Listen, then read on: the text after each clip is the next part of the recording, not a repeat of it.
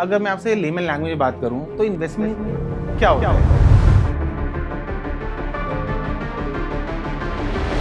Investment हम सब करते हैं। जैसे आप किसी अपनी गैजेट में इन्वेस्ट कर रहे हैं तो उसमें आपका पर्पस ये होता है कि किस तरह से आप उसको यूटिलाइज करें ताकि आगे आने वाले टाइम में आप उससे कुछ बेनिफिट जनरेट कर सकें। लेकिन हाँ, अगर वैल्यूएशन के पर्सपेक्टिव में हम चले जाएं तो आप समझिए बहुत सारी टाइप के इन्वेस्टर्स हो सकते हैं। कभी ऐसा होता है कि फाउंडर्स ने बोला ठीक है वैल्यूएशन बढ़ा दो। ऐसा भी होता है, बहुत बार ऐसा होता है कि Experience. देखो वो कहता है कि हम तो इतनी एक्सपेक्ट कर रहे हैं वैल्यूएशन। आपके कह देने से वो वैल्यूएशन उतनी नहीं हो जाएगी, आपको जस्टिफिकेशन देना है। Okay. और अगर मैं वैल्यूएशन रिपोर्ट बना के उसको साइन कर रहा हूँ तो वो जस्टिफिकेशन कहीं ना कहीं मुझे देने देना। आपने कहा कि मेरी कंपनी की वैल्यूएशन 100 करोड़ है और इन्वेस्टर ने कहा ठीक है I am ready to invest. तो क्या ऐसे होता है इन्वेस्टमेंट? बिल्कुल भी नहीं। तो आइए जानते हैं मिस्टर विक्रम शर्मा से और जानेंगे कि इन्वेस्टमेंट एक्चुअली होता क्या है। तो इन्वेस्टमेंट, अगर मैं आपसे लेमन लैंग्वेज में बात करूं तो इन्वेस्टमेंट क्या होता है? देखिए, इन्वेस्टमेंट हम सब करते हैं। जैसे आप किसी अपनी गैजेट में इन्वेस्ट कर रहे हैं तो उसमें आपका पर्पस ये होता है कि आप उससे क्या वर्क ले सकते हैं, किस तरह से आप उसको यूटिलाइज करें ताकि आगे आने वाले टाइम में आप उससे कुछ बेनिफिट जनरेट कर सकें। अब देखिए, यहाँ पर क्या है कि आप एक अलग कैटेगरी ऑफ इन्वेस्टमेंट की बात करें, लेकिन हाँ, अगर वैल्यूएशन के पर्सपेक्टिव में हम चले जाएं तो आप समझिए बहुत सारी टाइप के इन्वेस्टर्स हो सकते हैं। ओके। स्टार्ट करते हैं जैसे कि सबसे पहले इंडिविजुअल इन्वेस्टर हैं। अब इंडिविजुअल इन्वेस्टर आप ऐसे भी समझ सकते हो कि आपने कहीं इन्वेस्ट किया, स्टॉक मार्केट में शेयर ले लिया या फिर आपने कहीं म्यूचुअल फंड्स में इन्वेस्ट कर दिया, तो वहाँ पर वैल्यूएशन का जो रोल है वो कहीं ना कहीं स्टॉक मार्केट से जाके कनेक्ट हो जाता है। ओके। लेकिन जब हम लोग बिजनेसेस की बात करते हैं तो वहाँ पर और क्लासेस ऑफ इन्वेस्टमेंट आ जाती हैं और टाइप ऑफ इन्वेस्टर्स इंक्लूड हो जाते हैं। उसमें सबसे पहले आ जाता है इंस्टीट्यूशनल इन्वेस्टर्स। अब आप इंस्टीट्यूशनल इन्वेस्टर्स का मतलब यहाँ पे हुआ कि जितने इंस्टीट्यूशंस हैं जो ओके। इन्वेस्ट करते हैं। अब बैंक भी उसके अंदर आ जाता है। बैंक अगर किसी कंपनी में इक्विटी साइड पे या फिर डेट साइड पे इन्वेस्ट कर रहा है तो भी वो इन्वेस्टर की कैटेगरी में आ जाएगा। ओके। उसके अलावा आप देखिए जो इंश्योरेंस कंपनीज़ हैं वो भी लगातार इन्वेस्टमेंट करती हैं, और फिर पेंशन फंड्स हो गए। और जो आज की डेट में जो मार्केट में आप देखते हैं और न्यूज़पेपर्स में जो सबसे ज़्यादा हाईलाइटेड रहता है वो रहता है VC funds, okay. Private equity, wealth funds, pension funds. तो ये सारे के सारे हमारे इंस्टीट्यूशन इन्वेस्टर कैटेगरी में आ जाते हैं। ओके। अब ये तो हुआ कि एक इंस्टीट्यूशन है वो किसी कंपनी में इन्वेस्ट करना चाहता है।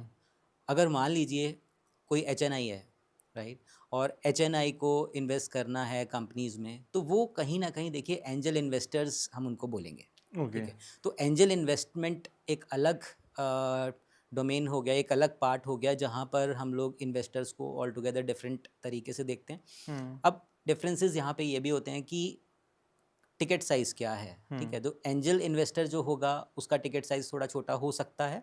जहां आप बैंक्स की बात करते हैं, फाइनेंशियल इंस्टीट्यूशंस में वीसी फंड्स की बात करते हैं या प्राइवेट इक्विटी प्लेयर्स में बात कर रहे हैं आप, पेंशन फंड्स की बात करते हैं, तो वहाँ पे टिकट साइज़ बड़े होते हैं। तो बड़े बड़े आप जो इन्वेस्टमेंट्स आप देखेंगे कंपनीज़ में जो होते हैं वो इंस्टीट्यूशनल इन्वेस्टर्स के थ्रू होते हैं। ओके।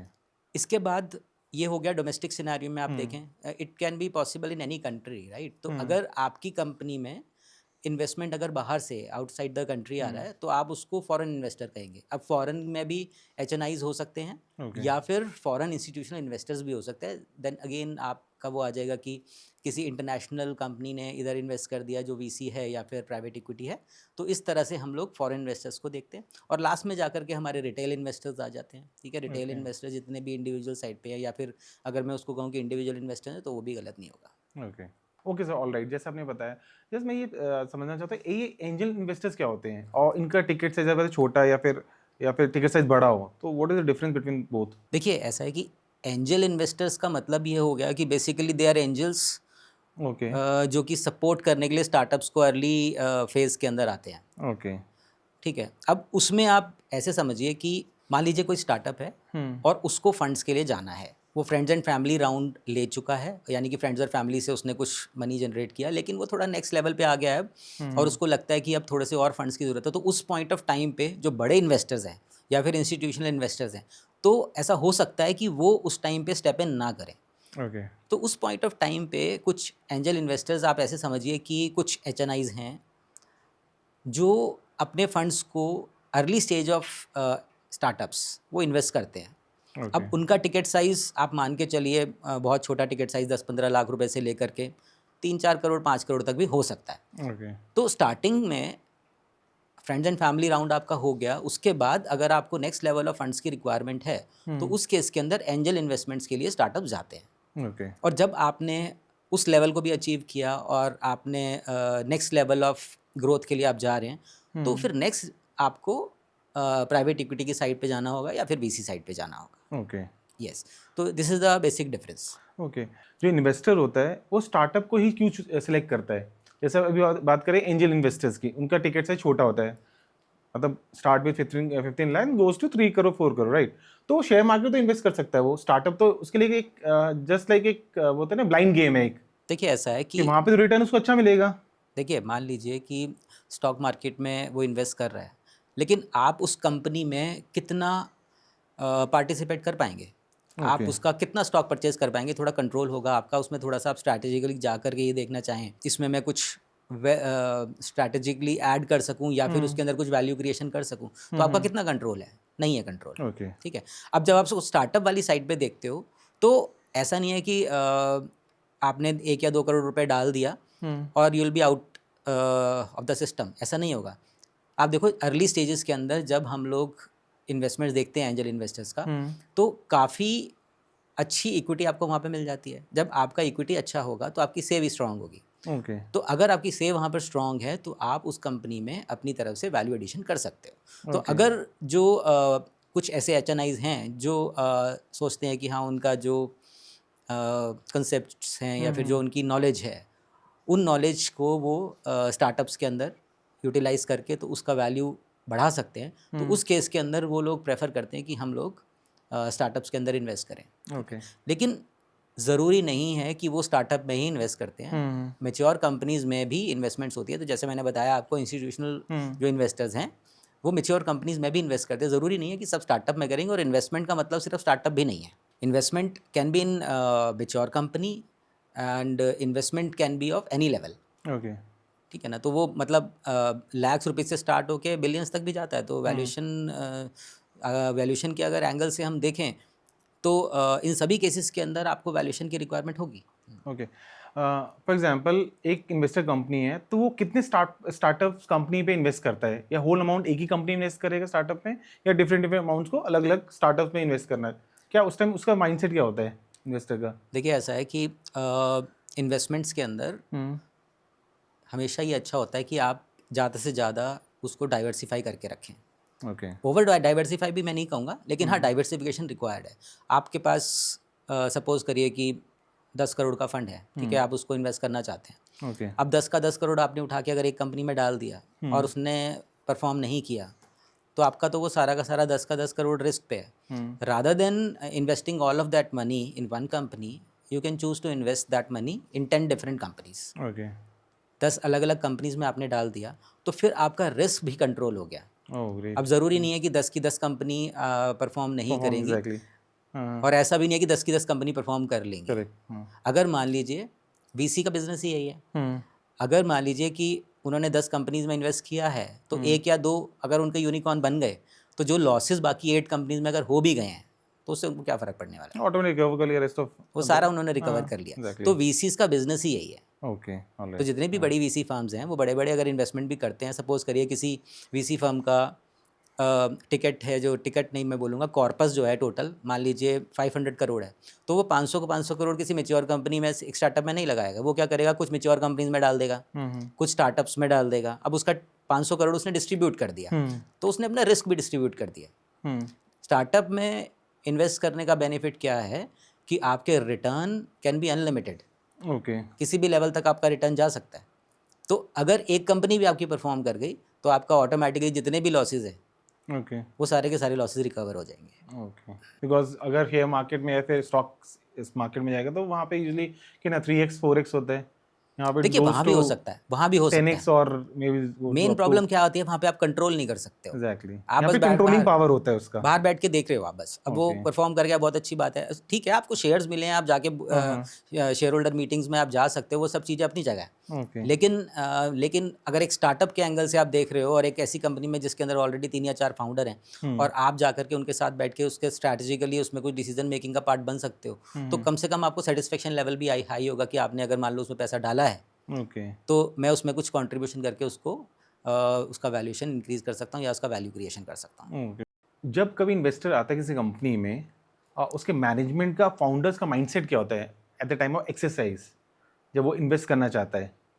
देखिए वैल्यूएशन पर्सपेक्टिव से अगर हम इसको देख रहे हैं तो आप ये समझिए कि एक बहुत ही बेसिक सी चीज़ है कि अगर मैनेजमेंट के पास इन्वेस्टर आ रहा है तो मैनेजमेंट का तो फोकस यही रहेगा कि मैक्सिमम से मैक्सिमम फंड मिल जाए हमें। ओके देखिए हम जैसे कंपनीज़ का वैल्यूएशन करते हैं, सिमिलर केस की बात कर लेते हैं। अगर किसी कंपनी में कोई स्टार्टअप है या फिर कोई मैच्योर कंपनी है, उसके अंदर इन्वेस्टर आया कि ठीक है मुझे कंपनी में इन्वेस्ट करना है, तो जब फाउंडर हमारे पास आते हैं तो उनको ये बहुत ज़्यादा होता है कि हाँ ठीक है मेरी वैल्यूएशन की पिक्चर बहुत अच्छी बने।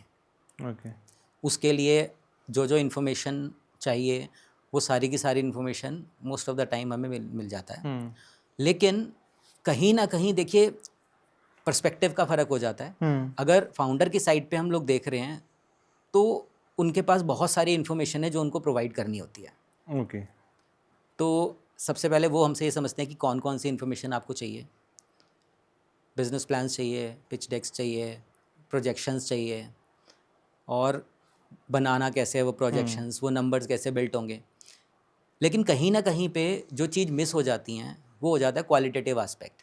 ओके क्वालिटेटिव आस्पेक्ट का मतलब क्या है कि आपकी टीम की क्या स्ट्रेंथ है, आपकी टीम का एक्सपीरियंस क्या है, किस तरह से आपने अभी तक चीज़ें कंट्रोल किया है, किस तरीके से आपने बिज़नेस को आज तक रन किया है, आपके बिज़नेस ने कितना ट्रैक्शन जनरेट किया है। ओके ठीक है, तो ये सब चीज़ें भी कहीं ना कहीं उनका फोकस होता है।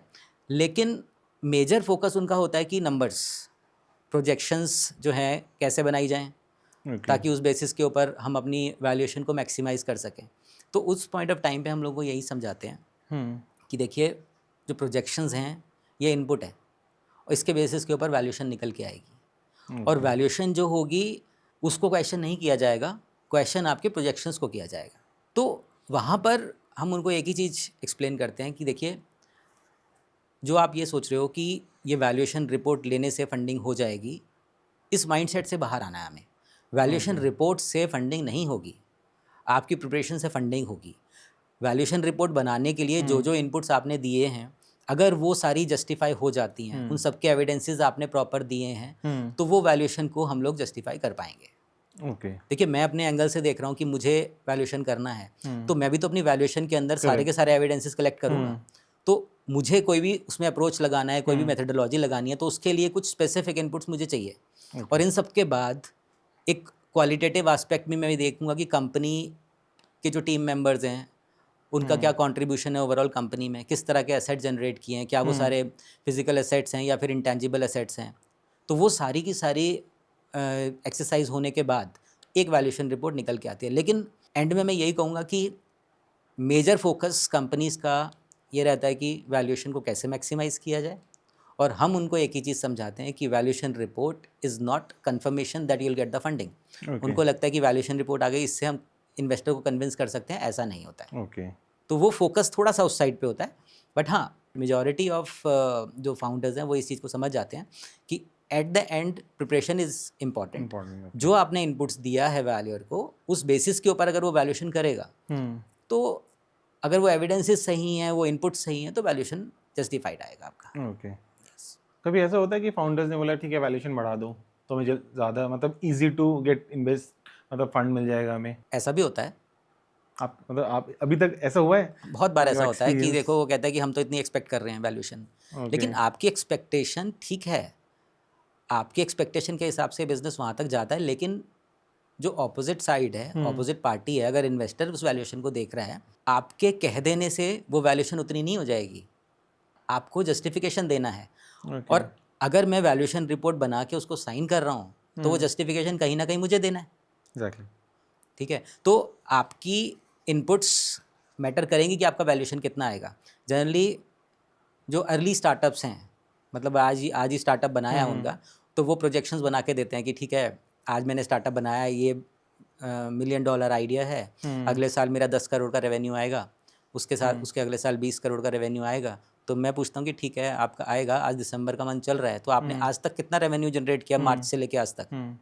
अगर इस फाइनेंशियल ईयर की बात करें तो 1 अप्रैल से लगा लीजिए आप दिसंबर 31 तक कितना रेवेन्यू जनरेट किया। अगर आपने 9 महीने में कुल मिला के 7.5 करोड़ रेवेन्यू जनरेट किया तो मैं मान लूँगा कि अगले 3 महीने में आप बाकी 2.5 करोड़ भी और करके 10 करोड़ का रेवेन्यू जनरेट कर दोगे।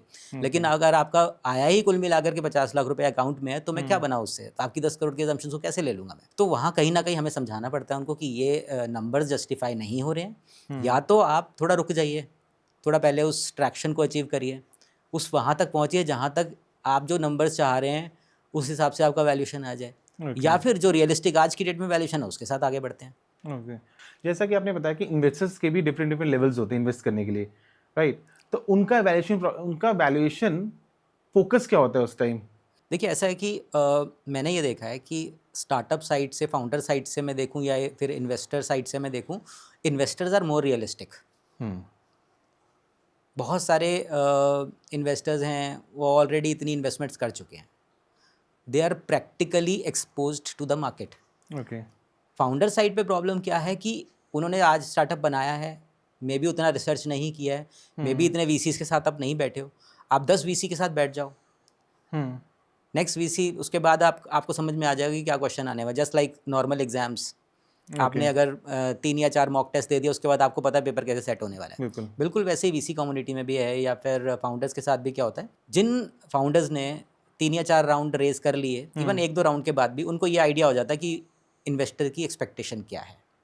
इन्वेस्टर की एक्सपेक्टेशन बहुत ही रियलिस्टिक है। अगर आज की डेट में वो पैसा डाल रहा है तो उसको ये समझना है कि मेरे को एग्जिट कितने पे मिलेगा।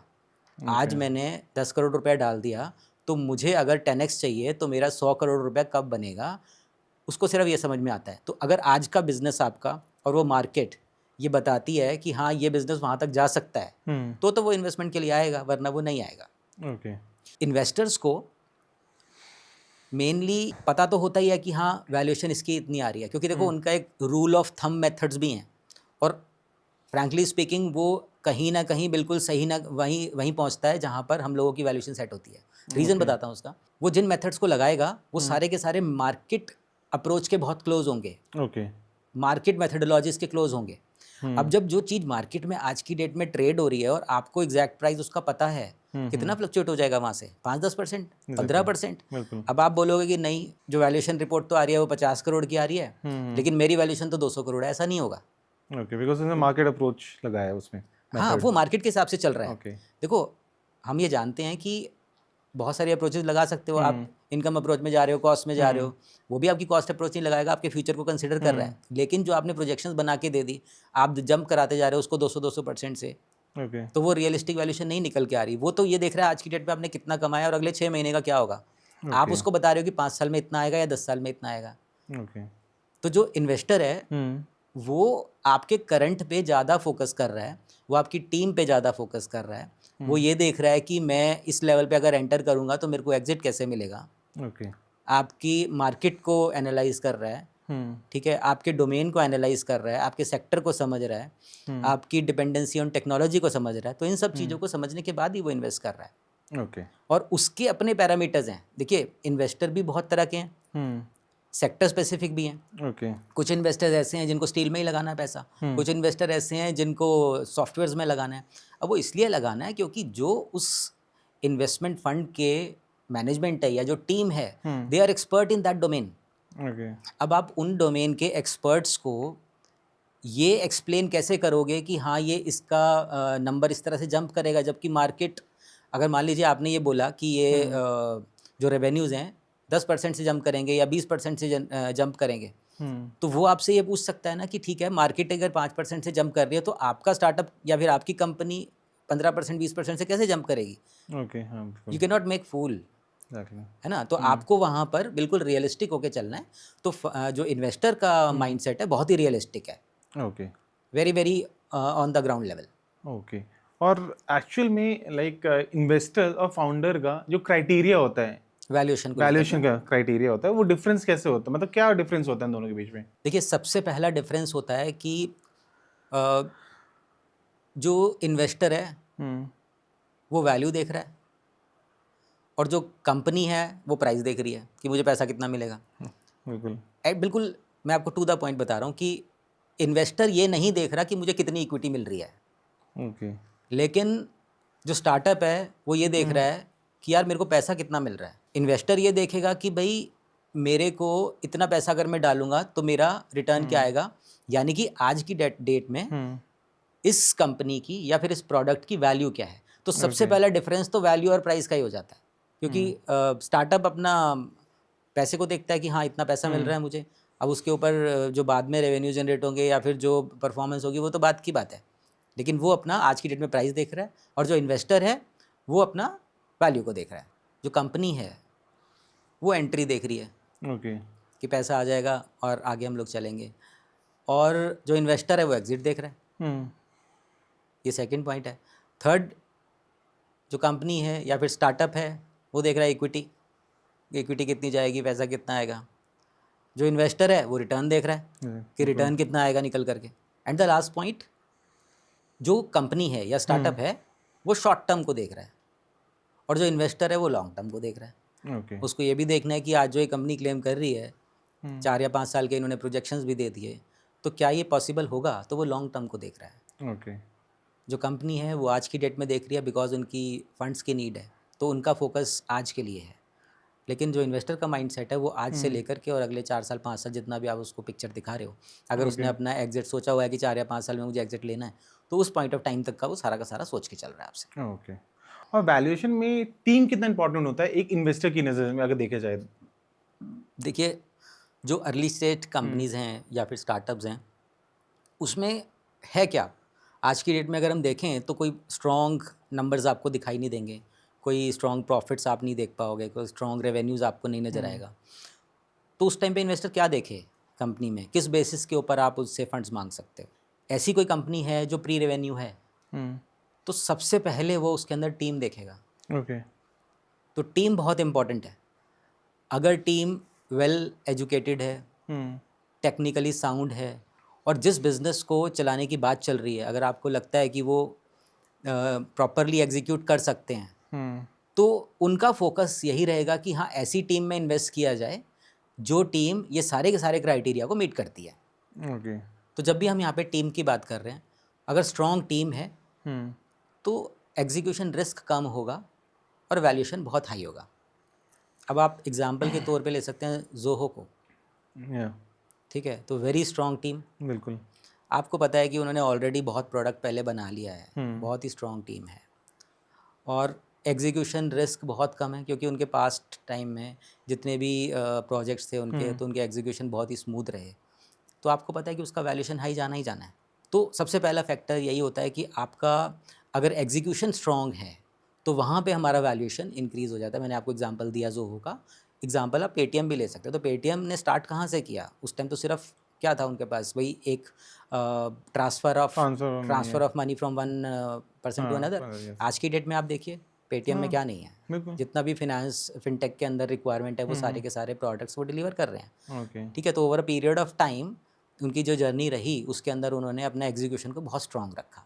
तो ये बहुत स्ट्रॉन्ग रीज़न होता है अच्छा स्ट्रॉन्ग वैल्यूएशन के लिए और वैल्यू क्रिएशन के लिए भी। देखिए, सेकंड नंबर पे जो मैं जोड़ूंगा यहाँ पे कि एक टीम जो बहुत अच्छे से प्रेशर को झेल सके, क्योंकि जब भी आप बिज़नेस में आ रहे हैं और कॉम्पिटिटिव एनवायरनमेंट बहुत स्ट्रॉन्ग है तो आप समझिए कि बहुत प्रेशर होने वाला है।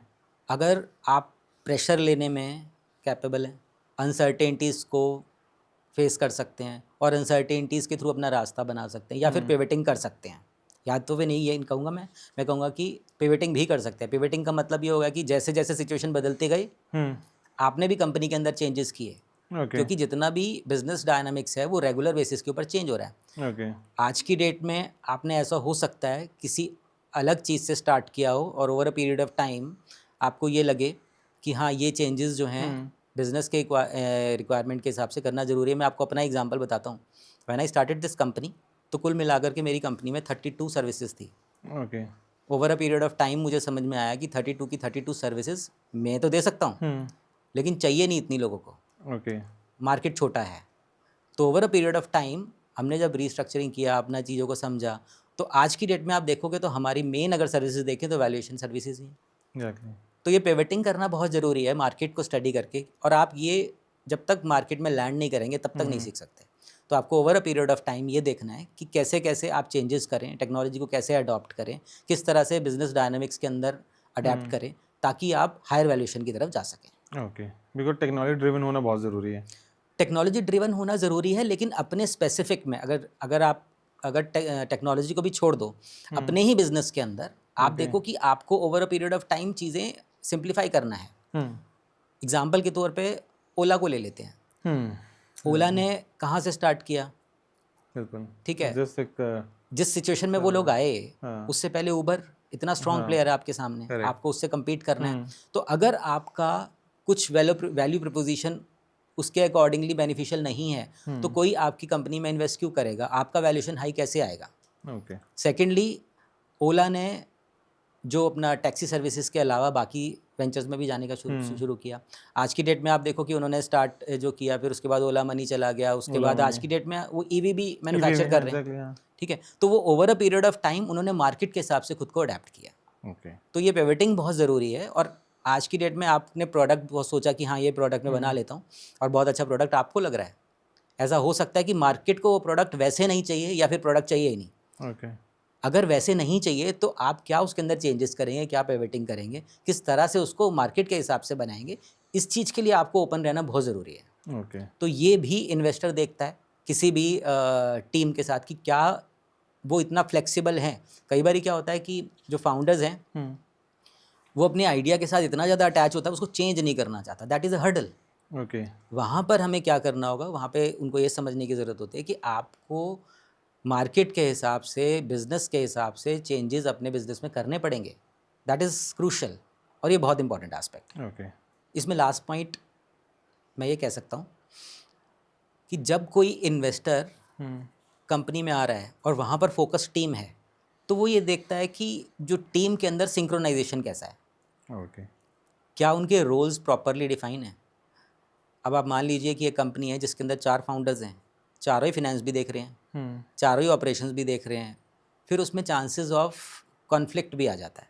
अगर बहुत ही क्लियर रोल्स हैं कि ये ऑपरेशंस ये पर्सन देख रहा है, फिनेंस अलग पर्सन देख रहा है, एचआर रिक्वायरमेंट थर्ड पर्सन देख रहा है, ऑपरेशंस में कोई और पर्सन देख रहा है, तो वहाँ पर अगर क्लियर एंड डिफाइंड रोल्स हैं तो वहाँ पर आपको ये समझ में आ जाता है कि they are very much sorted. इसके अलावा लीडरशिप क्वालिटी क्या है, डिसीजन मेकिंग पावर्स कितनी स्ट्रॉन्ग है, और एग्जीक्यूशन तो लास्ट में इंपॉर्टेंट है ही है। ओके। तो ये बताइए, जब हम इन्वेस्टर्स के पास जाते हैं तो कौन कौन से डॉक्यूमेंट्स जो बहुत ज़्यादा इंपॉर्टेंट रोल प्ले करता है? देखिए, ऐसा है कि जब हम किसी भी इन्वेस्टमेंट के लिए जाएंगे तो डॉक्यूमेंट्स की रिक्वायरमेंट होगी। ओके। अब क्यों ज़रूरत होगी कि बिल्कुल उसी तरह से है कि आप मेडिसिन लेने जा रहे हैं लेकिन कोई प्रिस्क्रिप्शन नहीं है आपके पास, आप अपनी मर्जी से तो कुछ भी नहीं ला सकते। तो जब भी आप इन्वेस्टर के पास जाएंगे तो आपके पास कुछ सेट ऑफ डॉक्यूमेंट्स होना ज़रूरी है। ओके। वो पिच डेक हो सकता है, वो बिजनेस प्लान हो सकता है, वो आपके फिनेंशियल स्टेटमेंट्स हो सकती हैं, ओके। वो आपकी प्रोजेक्शंस हो सकती हैं, वो आपका फिनेंशियल मॉडल हो सकता है। ओके। अब ये रिक्वायर्ड क्यों है? आप ऐसे समझो कि आज मैं आपके पास आया, मैं एक कंपनी हूँ, आप इन्वेस्टर हैं, मैंने आपको अपने बिज़नेस के बारे में बता दिया, हमारा आधा घंटा डिस्कशन चला, और हाफ एन आवर में आप कितना बता दोगे? आपने जाते टाइम अपना बिज़नेस प्लान भी उनको दे दिया। अब जो आप नहीं बता पाए वो सारा का सारा उस बिज़नेस प्लान में था। अगर उसको बहुत डिटेल में देखना है तो वो उन डॉक्यूमेंट्स को इवैल्यूएट करके पता लगा सकता है। ओके। पहली चीज़ सबसे ज़्यादा इंपॉर्टेंट ये। प्लस मैं सभी कंपनीज़ को, बेशक मैच्योर कंपनीज़ हैं, मैं उनको ये एडवाइस करता हूँ कि आप अपना पिच डेक खुद बनाइए, ओके। एडवाइज़र्स की हेल्प लीजिए, और एक अच्छा पिच डेक बनाइए, एक अच्छा बिजनेस प्लान बनाइए। रीज़न क्या है उसका? जब आप वो पूरी कंप्लीट एक्सरसाइज करते हैं तो आपको बहुत सारे पिटफॉल्स नज़र आते हैं, आपकी बहुत सारी एक्सरसाइज आगे आने वाले टाइम में बच जाती है। क्यों? क्योंकि जब आप एक एक चीज़ को डॉक्यूमेंट कर रहे हो step by step, her department के बारे में आप उसमें लिख रहे हो, तो वहाँ पर क्या होगा कि जो भी उसमें कोई भी डेफिशिएंसीज हैं या फिर कुछ चीज़ें इंप्रूव करने की ज़रूरत है तो वो सारी इंप्रूव हो जाती है। तो ओके। ये बहुत एक अच्छी एक्सरसाइज है जो कि एक क्लीनिंग प्रोसेस है कंपनी के लिए भी। बेशक वो स्टार्टअप है, आज स्टार्ट किया है, तो आप आज की डेट में मैं अगर आपसे बात करूँ तो आप ज़्यादा से ज़्यादा 6 महीने का, साल भर का बता पाओगे। लेकिन अगर एक वेल प्लान्ड वे में चला जाए तो आपको ये पता होना चाहिए कि आप अगले 5 साल में क्या करने वाले हो, अगले 4 साल में क्या करने वाले हो, 3 इयर्स में क्या करने वाले हो, आप 1 साल में क्या करने वाले हो, लास्ट 6 मंथ्स में क्या करने वाले हो, इस वीक में क्या करने वाले हो। अगर ये सारा प्लान आपके पास रेडी है, यानी कि आपकी प्लानिंग बहुत स्ट्रांग है। ओके।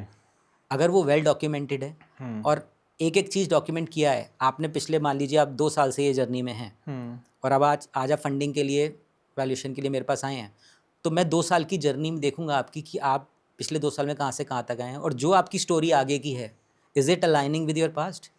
अगर वो सारी की सारी जर्नी सिंक हो जाती है और मेरे को सेटिस्फैक्शन है उस चीज़ में, तो मैं वो चीज़ बहुत ही कॉन्फिडेंटली अपनी वैल्यूएशन रिपोर्ट में प्रेजेंट कर सकता हूँ। ओके। और जितना स्ट्रॉन्ग एविडेंसेस मेरी वैल्यूएशन रिपोर्ट में होगा, उतनी ही ज़्यादा मेरी वैल्यूएशन रिपोर्ट कैपेबल होगी आपके फंड्स को इन्वेस्टर्स के साथ लॉक करने में। ओके। इसमें एक फैक्टर और ऐड कर देता हूँ।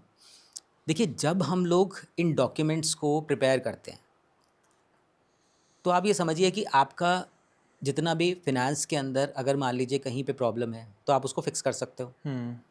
आपके किसी डिपार्टमेंट में कहीं पे आपको लगता है कि उसको और इम्प्रूव किया जा सकता हो, आज आप कर सकते हो। क्यों चाहिए? कल को जब इन्वेस्टर, सपोज करिए कि उसको आपका आइडिया समझ में आ गया, आपका बिजनेस समझ में आ गया, उसको सब चीज़ें समझ में आ गई, लेकिन उस लेवल पे भी डायरेक्ट फंडिंग नहीं होगी, वो जाएगा ड्यू डिलिजेंस के लिए। अब ड्यू डिलिजेंस का मतलब यहाँ पे ये है कि वो हर चीज़ को इवैल्यूएट करेगा, चेक करेगा, आपकी सारी फाइनेंशियल स्टेटमेंट्स को चेक करेगा, आपके लीगल जितने भी डॉक्यूमेंट्स हैं वो सबको चेक करेगा, और उन सब चीज़ों को चेक करने के बाद अगर सारी की सारी चीज़ें उसकी चेक में राइट करेक्ट आएगी, उस बेसिस के ऊपर आपके साथ नेगोशिएशन होगा। ओके। तो सबसे पहला स्टेप क्या है कि आपका टर्म शीट आया, टर्म शीट में आपने देखा कि हाँ इन्वेस्टर इज़ रेडी, उसके बाद वो आपसे डॉक्यूमेंट्स मांगेगा, जितने भी आपने डॉक्यूमेंट, बिजनेस प्लान बनाया है, जो भी पिच डेक का पार्ट है या प्रोजेक्शन है, वो सारी आपने उसको भेज दिया, वो सारी चीज़ें भी हो गई, और वो सेम फिर आपने इंटरनली वैल्यूएशन भी करा लिया, वैल्यूएशन इन्वेस्टर साइड से भी हो गया, उसके बाद ड्यू डिलिजेंस का प्रोसेस भी आ जाएगा। तो वो सारी की सारी आपकी जितना भी वैल्यूएशन करेगा, सारे डॉक्यूमेंट्स आपका चेक करेगा और उस बेसिस के ऊपर वो इन्वेस्ट करेगा। ओके। इन्वेस्टर कितना टाइम टेकिंग लेता है इन सारे मतलब प्रोसेस को कंप्लीट करने के लिए? देखिए, बहुत फास्ट अगर होगा तो 2-3 महीने में हो जाएगा। ओके, 2-3 महीने लग जाते हैं? 2-3 महीने लग जाएंगे बहुत फास्ट होगा तो। ओके। क्योंकि फॉर्मेलिटीज़ बहुत हैं। एक प्रैक्टिकली समझ लेते हैं कि एक कंपनी 2 साल पहले इनकॉर्पोरेट हुई, उसके कुछ डॉक्यूमेंट्स होंगे, उसकी फाइनेंशियल स्टेटमेंट्स होंगी, 2 साल की फाइनेंशियल स्टेटमेंट है, आपके बैंक रिकॉर्ड्स हैं, आपने जीएसटी की फाइलिंग्स की हैं, वो डॉक्यूमेंट्स हैं, इतने सारे डॉक्यूमेंट होने के बाद उसके लीगल डॉक्यूमेंट्स हैं, फिर उसने आपकी जो प्रोमोटर्स हैं उसके बैकग्राउंड को भी देख लिया, उनकी एजुकेशन क्वालिफिकेशन, टेक्निकल क्वालिफिकेशन, वो भी सारा देख लिया। इन सब प्रोसेस में टाइम लगेगा। ओके। अब अगर फंड बड़ा है तो ये टाइम और ज़्यादा लगने वाला है, क्योंकि डिफरेंट प्रोफेशनल्स इसमें इन्वॉल्व हो जाएंगे, सबका अपना टाइम है और स्टेप बाय स्टेप होगा। ठीक है, उसके बाद आप ये समझिए कि अगर फंड्स का साइज़ ज़्यादा है तो वो ये भी इवैल्यूएट करेंगे कि जो डॉक्यूमेंट्स आपने दिए हैं क्या वो एक्चुअल में फंड्स की रिक्वायरमेंट उतनी है या प्लस माइनस है, तो फंड भी इवैल्यूएट होगा आपका। ओके। सपोज़ करिए आपने कहा कि मुझे तो 50 करोड़ रुपए चाहिए, ठीक है, लेकिन 50 करोड़ की रिक्वायरमेंट उनको नज़र नहीं आती है, उनको लगता है कि अगर आप 10 या 15 करोड़ आपको दे दिया जाए तो अगले 1 या 1.5 साल का आपका रनवे क्रिएट हो जाता है। तो वो ये देखेगा और आपको ये भी ऑफर कर सकता है कि ठीक है, we are not giving 50 CR, we are giving your commitment, but right now we are ready to invest 10 CR। Okay. तो वो सब चीज़ें इवैल्यूएट करने में आप मान के चलिए 3 महीने, 2 महीने, 3 महीने तो बहुत ही मिनिमम है। वैसे कितना टाइम लग जाता है अगर it's goes to 1 year also? 1 साल भी लग जाता 9 months, 1 year, that is normal. It depend upon the fund size, right? Fund size भी है, देखिए over a period of time बहुत सारी चीज़ें हैं, बेटर भी हो गई हैं, लेकिन आप मान के चलिए जब किसी ने पैसा लगाना है तो वो टाइम लेगा, वो समझेगा बिजनेस को। ओके, मतलब ये है कि प्रोजेक्शन जो है, जो पेपर्स हैं, जो भी आप डॉक्यूमेंटेशन है, वो शुड बी क्लीन, राइट? हाँ, स्टार्टिंग भी बहुत क्लीन है। देखिए ऐसा ना, फंड्स आने से पहले ये बहुत सारे प्रोसीजर्स हैं। ड्यूरिंग दैट जो फंड आएगा आपका, उसमें भी बहुत सारे डॉक्यूमेंटेशन है और बाद में भी बहुत सारे डॉक्यूमेंटेशन है। तो उस सारे प्रोसेस में करते करते आप मान के चलिए 6 महीने साल लगना ही लगना है। कभी ऐसा होता है कि किसी इन्वेस्टर ने इन्वेस्ट करने का, ठीक है I am ready to invest, ठीक है, फिर सारी चीज़ें ऑलराइट सब ठीक है, ऑन पेपर वर्क, बहुत प्रोजेक्शन, उसका फेस्टिक, सारी चीज़ें, मार्केट वैल्यूएशन सब ठीक है, लास्ट में रिजेक्ट कर देता है कि नो मुझे इन्वेस्ट नहीं करना, ऐसा होता है? देखिए ऐसा हो सकता है, मान कि लीजिए मैं मना कर दिया तो भाई मैंने इन्वेस्ट करूंगा। मैं बता देता हूँ उसमें क्या होता है। देखिए जब इन्वेस्टर मार्केट में है तो स्टार्टअप्स बहुत हैं उसके पास इन्वेस्ट करने के लिए। आप ये कहें कि मैंने एक प्रोडक्ट बनाया, लेकिन हो सकता है आपके जैसे 2 या 3 प्रोडक्ट ऑलरेडी मार्केट में हों, तो वो हो सकता है सभी से नेगोशिएट कर रहा है। ओके। तो वो 3 या 4 उसके पास ऑप्शन है और आप उन ऑप्शन में से एक हो। ओह, ठीक है, तो अच्छा। आप अगर उस ऑप्शन में से एक हो, so you have to perform in the best way. तो यहाँ पर simple survival of the fittest का गेम आ जाएगा। जो बिल्कुल। सबसे फिट नजर आएगा वो Fit, उसमें इन्वेस्ट exactly. करेगा, क्योंकि देखो उसका जो मनी है वो भी आप समझो बहुत हार्ड अर्न मनी है। ठीक है, तो उसने वो अगर इन्वेस्ट करना है तो वो इवैल्यूएट करेगा और वो उसका राइट है। ओके। कौन सा मेथड होता है इन्वेस्टर के लिए जो यूजली वो प्रेफर करते हैं एक वैल्यूएशन निकालने के लिए कंपनी की? देखिए ऐसा है कि जब इन्वेस्टर वैल्यूएशन निकालेगा तो उसको ये पता है कि इस कंपनी में एसेट कितना है, उसको ये पता है कि इस कंपनी में आज की डेट में क्या चल रहा है। बट उसको जो नहीं पता है वो ये नहीं पता है कि फ्यूचर में जो कंपनी ये क्लेम करने वाली है, कर रही है, उस बेसिस पे कितना रेवेन्यू जनरेट करेगी। तो वो फ्यूचर में ना जाके मोस्ट ऑफ द टाइम वो ये देखता है कि इस कंपनी की आज की डेट में क्या सिचुएशन है। अगर आज की डेट में वैल्यूएशन को हम देखें तो वो मार्केट अप्रोच की तरफ जाएगा। तो उस केस के अंदर वो लगाएगा CCM approach, company comparable method. तो वो क्या करेगा कि अगर मान लीजिए आपकी कंपनी टायर्स बनाती है तो वो आपकी कंपनी को कंपेयर करेगा उन कंपनीज के साथ जो टायर्स बनाती हैं और स्टॉक एक्सचेंज पे लिस्टेड है। ओके। तो वो उनके मल्टीपल निकाल के लाएगा कि अगर उस कंपनी को मान लीजिए 20 का मल्टीपल मिलता है तो आपको डिस्काउंट वगैरह एडजस्ट करने के बाद अगर वो उसको लगता है कि 10 का मल्टीपल है तो वो उस हिसाब से अपनी वैल्यूएशन निकालेगा। ओके। उस तरीके से उसको समझेगा। ये ज़रूरी नहीं है कि वो रेवेन्यूज़ के लिए लगाएगा, वो बाकी भी अपने आपकी प्रॉफिट लॉस स्टेटमेंट या फिर अपनी बैलेंस शीट के हिसाब से वो अपना डिफरेंट मल्टीपल्स लगा सकता है। बहुत ही जो फेमस मल्टीपल्स हैं वो एंटरप्राइज वैल्यू अपॉन एबिडा है, एंटरप्राइज वैल्यू अपॉन रेवेन्यू है, एंटरप्राइज वैल्यू अपॉन पैट है। डिफरेंट सेक्टर्स में अलग अलग रेशोज़ वो लगा सकते हैं। तो ये एक मेथड है जो वो लगा सकता है। सेकेंड वे वो लगा सकता है कंपेरेबल ट्रांजैक्शन मल्टीपल। इसमें क्या होता है, आपकी कंपनी जो प्रोडक्ट बनाती है, जैसे मैंने एग्जांपल लिया टायर्स का, तो ये देखेगा कि इस स्पेस में, इस मार्केट में क्या सिमिलर ट्रांजैक्शंस हुई हैं, क्या किसी कंपनी ने दूसरी कंपनी को एक्वायर किया है। सपोज करिए कि एक कंपनी थी जिसका 10 करोड़ का रेवेन्यू था, तो उसको उन्होंने एक्वायर कर लिया मे बी 50 करोड़ में। तो आपकी कंपनी की भी मान लीजिए अगर 10 करोड़ का ही रेवेन्यू है तो आपको भी लगभग उसके आसपास ही मल्टीपल मिलने वाला है। तो थोड़ा सा आपको क्वालिटेटिव फैक्टर्स के अंदर वो एडजस्टमेंट दे देगा। सपोज करिए कि आपका कुछ ऑल टुगेदर डिफरेंट प्रोडक्ट है और मार्केट से बेटर है, तो ऐसा हो सकता है कि 50 की जगह आपको 60 करोड़ का वैल्यूएशन मिल जाए। ओके। लेकिन वो वैल्यूएशन कहीं ना कहीं वो मार्केट पे सेट करेगा, वो आपके कंप्लीटली फ्यूचर प्रोजेक्शंस को नहीं देखेगा। ओके। जनरली क्या होता है कि जब हम लोग प्रेजेंट करते हैं इन्वेस्टर्स को, तो हम मार्केट अप्रोच को तो रखते ही हैं, पूरी कोशिश करते हैं कि मार्केट अप्रोच हम लगाएं। बट अगर मान लो मार्केट अप्रोच भी नहीं लगा पा रहे हैं तो बाकी दोनों अप्रोचेस भी हम लोग ट्राई करते हैं और उसके बेसिस के ऊपर हम कहीं ना कहीं वो वैल्यू लेके आते हैं जो कि रियलिस्टिक होनी चाहिए। ओके।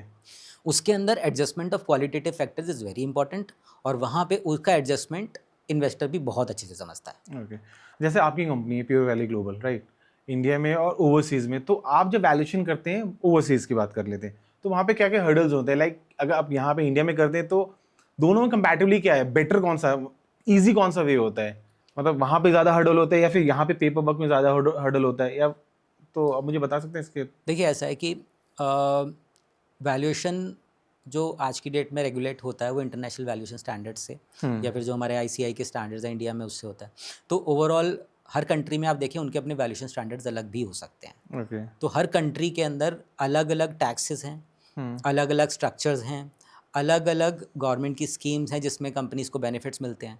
तो टैक्स अपने आप में बहुत बड़ा हर्डल नहीं कहूँगा मैं उसको, कि आपको अगर आप इंडिया में जब वैल्यूएशन कर रहे हैं तो आपके मेथडोलॉजीज़ या फिर जो आपके मल्टीपल्स हैं, आप कहीं ना कहीं फैमिलियर हो, लेकिन आप जब बाहर की कंट्री का मल्टीपल्स आप निकाल रहे हैं या फिर बाहर की कंपनी का वैल्यूएशन कर रहे हैं, तो वहाँ पर थोड़ा सा डिफरेंस आ जाता है। एक तो कल्चरल डिफरेंसेस आ जाते हैं, ठीक है। उसके बाद देखिए कहीं ना कहीं देखो इंटरनेशनल लेवल पे देखिए कोई कंपनी इंटरनेशनल लेवल पे है, तो वहाँ पे ऑपरेशंस काफ़ी स्मूथ हमें दिखाई देते हैं, डॉक्यूमेंटेशन के लेवल काफ़ी हाई हैं और डॉक्यूमेंटेशन काफ़ी क्लीन मिलती है हमें। तो जब इंटरनेशनल सिनेरियो में हम लोग वैल्यूएशन करते हैं तो उनका जो डेटा रूम होता है, यानी कि जो डेटा वो हम लोगों को प्रोवाइड करते हैं, काफ़ी लैबोरेटेड होता है। यहाँ पर थोड़ा सा कहीं ना कहीं हम लोग लैक करते हैं कि इंडिया में वो डॉक्यूमेंटेशन वाला पार्ट थोड़ा कम दिखाई देता है मुझे। जब हम वैल्यूएशन करते हैं तो ऐसे कौन सी चीज़ है जो हमारी वैल्यूएशन को कम कर देती है? देखिए 3 या 4 फैक्टर मैं आपको बता देता हूँ। वैसे तो बहुत सारे फैक्टर्स हो सकते हैं, क्वालिटेटिव फैक्टर्स मेजर जो मोस्ट इम्पोर्टेंट जो इससे होता ही देखिए ऐसा है ना कम कि कर अगर देता आप है। किसी लीगल ट्रबल में हैं, आपकी कंपनी में कुछ भी लीगल इश्यूज चल रहे हैं, तो देखिए बहुत बड़ा हर्डल है ये। ओके। टीम के अंदर प्रॉपर एग्जीक्यूशन स्किल्स नहीं है या फिर आप इंटरनली आपके कन्फ्लिक्ट हैं, तो वो एक बहुत ही स्ट्रॉन्ग सेकंड रीज़न हो सकता है। थर्ड रीज़न, किसी भी कंपनी में ये बहुत ही सिंपल दिखाई देता है लेकिन ये बहुत बड़ा रीज़न हो जाता है। किसी भी कंपनी में अगर एक ही फाउंडर पे डिपेंडेंसी है, तो ये बहुत बड़ा प्रॉब्लम हो जाता है। ओके। ठीक है, तो अगर एक कंपनी में एक फाउंडर पे डिपेंडेंसी हो गई और मान लीजिए अगर वो कुछ टाइम के लिए अवेलेबल नहीं है, तो what will happen to the business? Okay. तो वो प्रॉब्लम क्रिएट करता है। एंड लास्ट चीज़ में मैं इसमें ऐड करूँगा, जब कंपनीज ऑपरेट कर रही होती हैं, उस पॉइंट ऑफ टाइम पे वो लोग ये नहीं सोचते कि बाद में जाके अगर आपको इन्वेस्टमेंट के लिए जाना है, तो ये डॉक्यूमेंट्स बहुत इंपॉर्टेंट है। तो जो सबसे बड़ी गलती करते हैं वो होता है पुअर डॉक्यूमेंटेशन। ओके। आपकी डॉक्यूमेंटेशन बहुत पुअर है, आपने रिकॉर्ड्स ही मेंटेन नहीं किए हैं। और जब आप इन्वेस्टमेंट में जाएंगे, सब चीज़ें बहुत अच्छी हैं, आपका प्रोडक्ट बहुत अच्छा है, आपकी टीम बहुत अच्छी है, आपकी कंपनी बहुत अच्छी है, आपका ट्रैक रिकॉर्ड भी बहुत अच्छा है, लेकिन आप ड्यू डिलिजेंस में फेल हो गए। सब कुछ बहुत अच्छा हो गया लेकिन एट द एंड जा करके आपका ड्यू डिलिजेंस में फेल हो गए। ओके। तो वो बहुत बड़ा ट्रबल रहता है। तो इसलिए डॉक्यूमेंटेशन बहुत ज़्यादा इंपॉर्टेंट पार्ट है। ओके। ऑलराइट सर, एक लास्ट क्वेश्चन था, क्या हम अपना वैल्यूएशन इंक्रीज कर सकते हैं, और कर सकते हैं तो कैसे कर सकते हैं इंक्रीज? देखिए जो मैंने आपको अभी बताया कि डॉक्यूमेंटेशन और वो सब पार्ट तो अपनी जगह है ही। करेक्ट। आपको अपने विज़न को स्ट्रॉन्ग रखना होगा, आपको स्ट्रैटेजिकली बहुत अच्छे से प्ले करना होगा और मार्केट में आपको अपने आप को अडेप्ट करना होगा। मैं इसको एक एग्जांपल के साथ कनेक्ट कर देता हूँ। आपने सुना होगा कंपनी डिलीवरी, ये कंपनी इनकॉर्पोरेट हुई 2011 में, और जिस पॉइंट ऑफ टाइम पे इसका इनकॉर्पोरेशन हुआ, उस पॉइंट ऑफ टाइम पे ये फूड डिलीवरी का काम करते थे। तो जो उनको प्रॉब्लम नज़र आया उस टाइम एरिया कि हाँ फूड डिलीवरी में बहुत टाइम लग रहा है, और उस बेसिस के ऊपर उन्होंने वो ऐप क्रिएट किया और फूड डिलीवरी के अंदर दे वर एक्सपैंडिंग।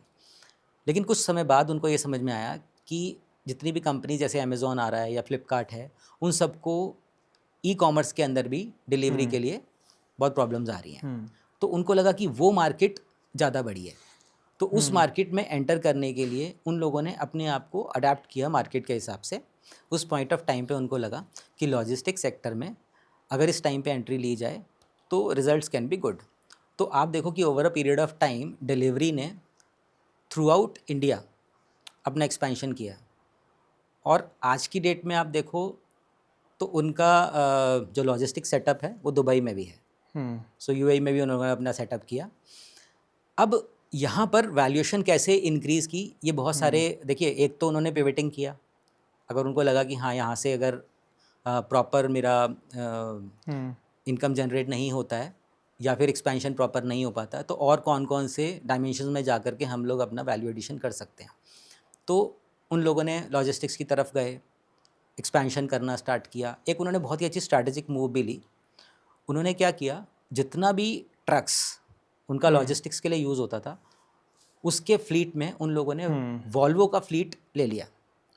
अब वॉल्वो का फ्लीट आने से क्या हुआ कि जितना भी कस्टमर था उसको ये समझ में आया कि यार ये बहुत ही अच्छा फ्लीट सिस्टम है इनके पास, और जो मेरा प्रोडक्ट है बहुत कंफर्टेबली और सेफली एक लोकेशन से दूसरी जगह पहुंच जाएगा। अब लेने को तो वो किसी और प्लेयर एक्स का या किसी और प्लेयर वाई का फ्लीट सिस्टम ले सकता था, बहुत सारी कंपनीज हैं, लेकिन वॉल्वो का, क्योंकि वॉल्वो का अपना ब्रांड है, तो कहीं ना कहीं वॉल्वो के ब्रांड ने भी उसे आकर के पुश किया। अब क्योंकि वॉल्वो को भी उसमें कोई प्रॉब्लम नहीं होनी चाहिए, क्योंकि वॉल्वो को भी अपना एक क्लाइंट मिला है, लेकिन कहीं ना कहीं कंपनी ने स्ट्रैटेजिकली वॉल्वो की ब्रांड इमेज को भी अपने साथ एसोसिएट किया। आप जैसे रोड पे देखेंगे तो जितना भी फ्लीट मैनेजमेंट सिस्टम है इनका, उसके अंदर वॉल्वो के बहुत सारे ट्रक्स आपको देखने को मिलेंगे। तो इस तरह से स्ट्रैटेजिकली इन लोगों ने अपना वैल्यूएशन इंक्रीज किया। तो ये बहुत ही एक इंटेलिजेंट मूव थी। और आप देखिए, this is a unicorn company now. तो राहुल, ओवरऑल पिक्चर में अगर हम इस पूरे को कंक्लूड करें तो देखिए, इन्वेस्टर जब भी आ रहा है आपके पास तो वो रियलिटी में इन्वेस्ट करेगा, स्टोरी में इन्वेस्ट नहीं करेगा। तो अगर आप अपनी स्टोरी भी बना रहे हो तो स्टोरी शुड बी रियल। तो try to create a realistic story. Okay, thank you so much sir. आपने इन्वेस्टर फाउंडर्स का पूरा एक माइंडसेट कि अगर इन्वेस्टर आता है फाउंडर्स के पास कि कंपनी वैल्यूएशन इन्वेस्ट करने के लिए कैसे करता है, उसका माइंडसेट क्या होता है, तो बहुत मज़ा आया। Thank you so much. तो आई होप आपको ये हमारा पॉडकास्ट, जिसमें हमने पूरा होल आपको एक्सप्लेन किया, समझाया कि एक इन्वेस्टर्स फाउंडर्स के बीच में जब फंड रेजिंग करते हैं, वैल्यूएशन करते हैं, तो उनका माइंडसेट क्या होता है। तो thank you so much. For more information and more services के लिए हमारी वेबसाइट www.purevalleyglobal चेकआउट कर सकते हो। And keep watching pure valley talks. Thank you so much.